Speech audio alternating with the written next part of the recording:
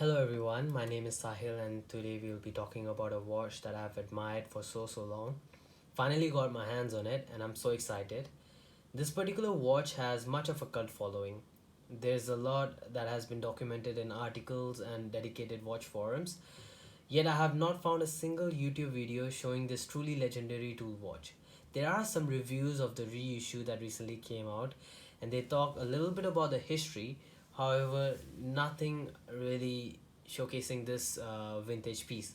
So here we are, let's dig in. A little bit of a drum roll there. Here you go. Yes, so that's the Glycine Airman special from the 1960s. Just absorb that iconic rugged look of this watch. I'm really glad to have found this piece in really good condition, unpolished, sharp angles, everything in working condition. Just amazing. So glad to have one in my collection. There you go.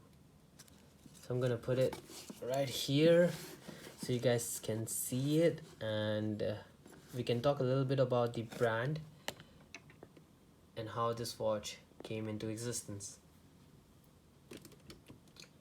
So Glycine was founded in 1914 and they were initially just known for making small movements for their women's watches.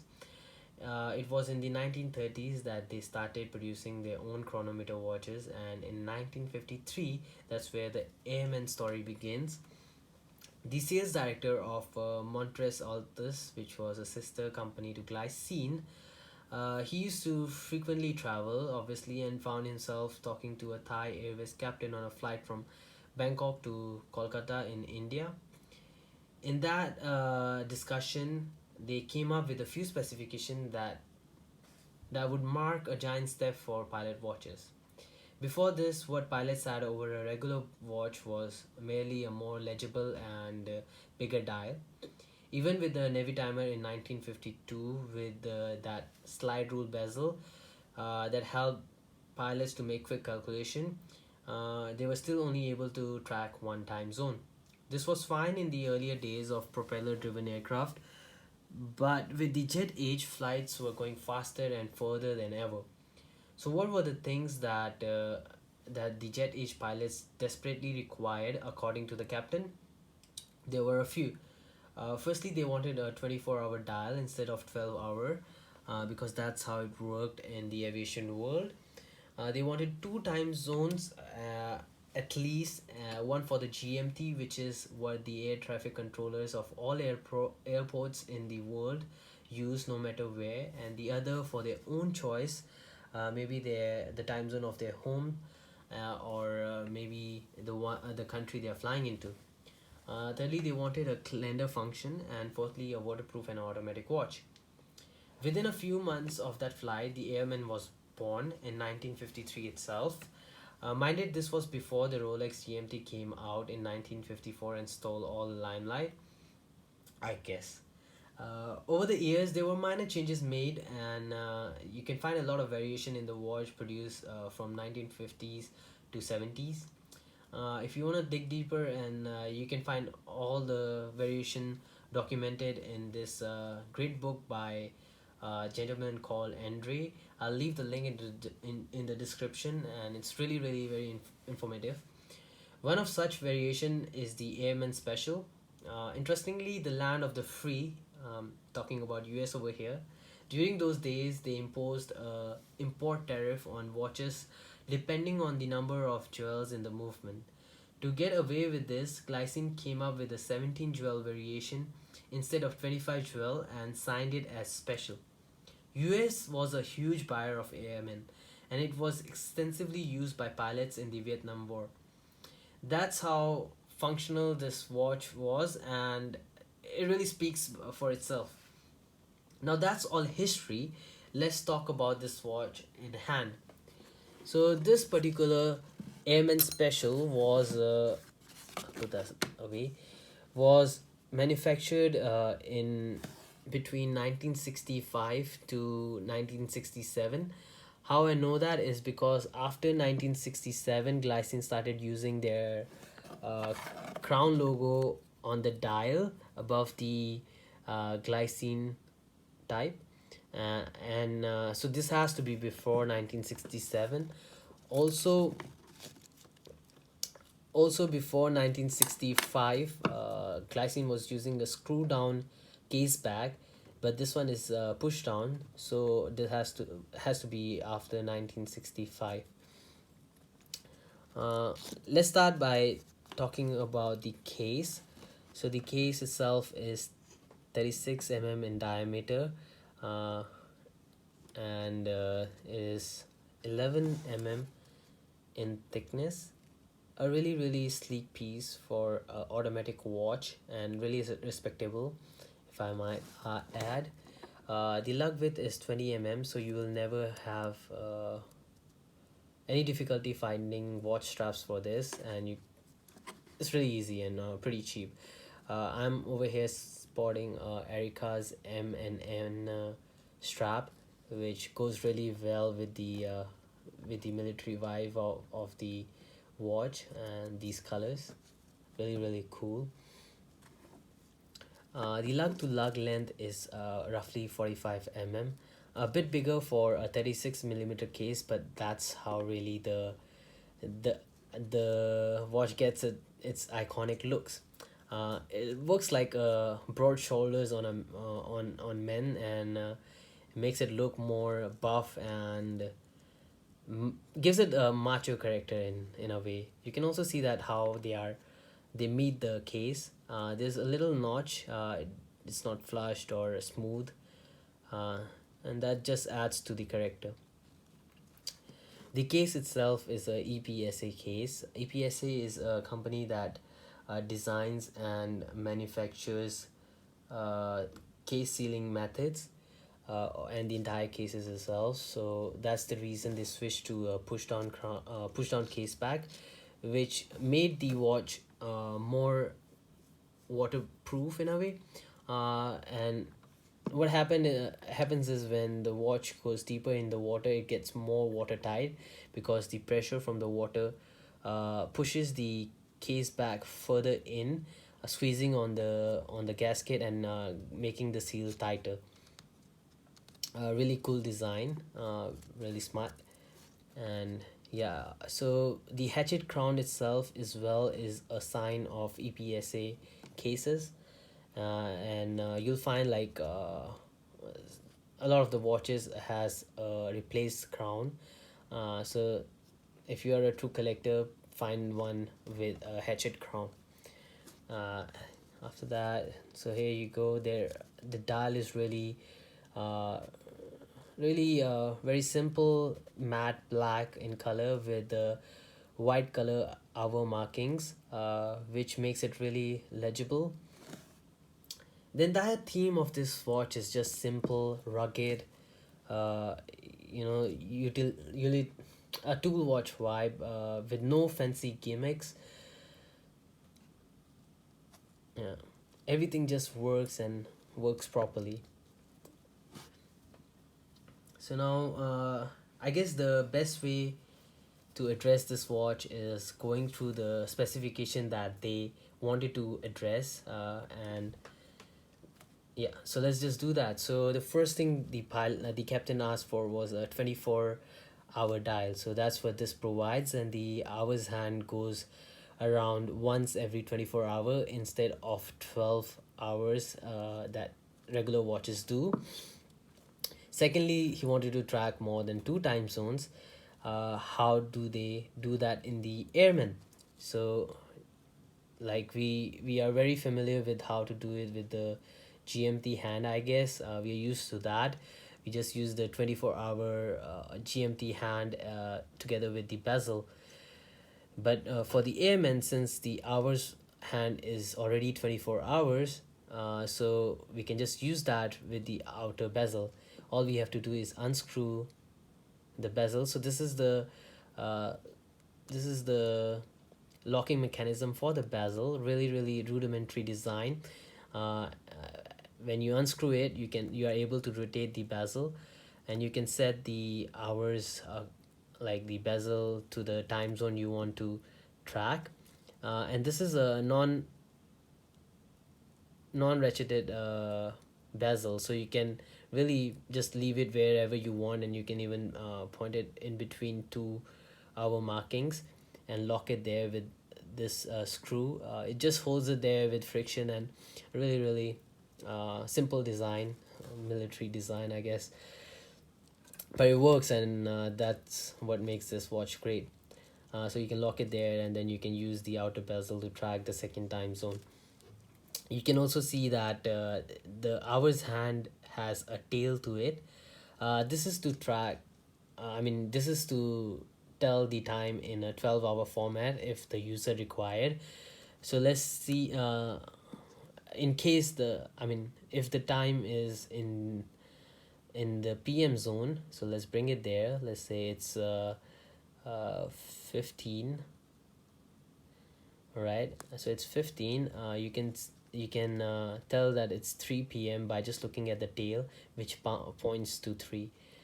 So it's really simple, and a quick way to tell the time in 12-hour format, even though the watch is in 24-hour format. Really simple design again. They're able to achieve so many things just in a simple way, no complexity at all. That's really cool. So thirdly, they wanted a hacking mechanism for the seconds, so that they can set it down right to the seconds. I'm saying seconds too much. All right. So how they, like, it was normal at that time to have hacking mechanisms, but uh, Glycine did it really differently, which is really cool. So how they did it is, if you can notice that there's a hole in between the 24-hour marking. uh, just look in between the 2 and 4, and there you'll see a hole over there, and what you see is that there's a pin protruding out of that hole. So when I pull the crown out, what happens is the pin pops up ever so slightly, and when the seconds hand reaches 24 hour marking, the pin will block the seconds hand, and it will stop over there. Then you can set your time, and we'll wait for it to reach there. So there it is, and it will stop over there. Then you can set your time, and when you push it down, the pin goes back and the seconds start moving. A really cool design. You'll never find this in any other watch, and that's what made me uh, get this watch, buy it. Really cool. So also this has, since they asked for a calendar function, this has a date. So adding to that, they have a quick change date actually. So what happens is, when the hours hand reaches 24 hours midnight, it will quickly change the date. So just look over here, and it will quickly change. This was, normally what we'll find is that the quick change, the date will change slowly. It will transition from 9 p.m. to 3 a.m. at midnight. But I think the pilots who are flying overnight would be confused by that, so this was really helpful in that case. Also, what you'll notice is that there's a magnifying square bubble here. What I notice is that this is actually flushed, so the bubble is to the inner side of the crystal, and that's really unique. I've never seen that in any watch. It was made famous by Rolex, but they have it on top of the crystal, so this is really cool. Another perks of this watch.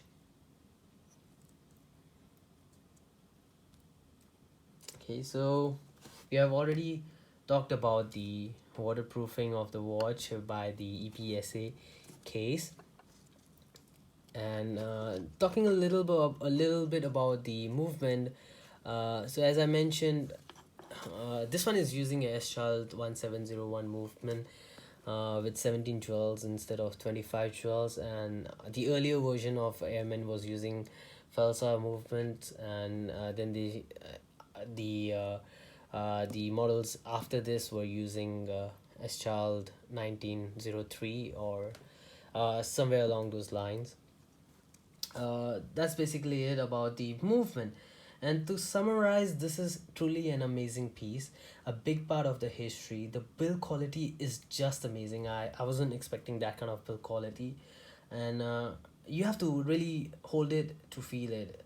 It had to be because the at the price of $1 to $7 for the 2512 version, it was close to the price range of a Rolex Submariner in those days. And this particular piece, it is 50 years old, and it's not serviced for more than 7 years. I'm pretty sure for 7 years, but it could be more than that. Uh, but it's still keeping time pretty good. It's just losing 8 seconds in a day, and that would put a lot of modern watches to shame, I guess. I'm really really impressed. Like I mean, it's beyond expectations.